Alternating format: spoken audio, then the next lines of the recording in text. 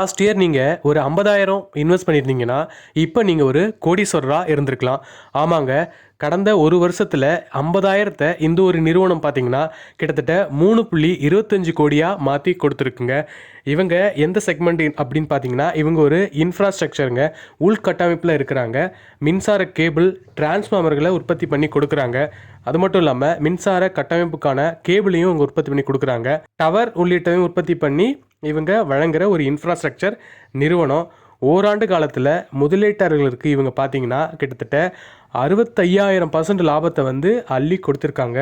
மேலும் இந்த நிறுவனம் பார்த்தீங்கன்னா 9/7/2024 அதாவது லாஸ்ட்டு செவ்வாய்க்கிழமை அன்னைக்கு பார்த்தீங்கன்னா அதானி லிமிடெட் நிறுவனத்திலேருந்து கிட்டத்தட்ட 900 கோடி மதிப்பிலான ஆர்டரை வாங்கியிருக்காங்க.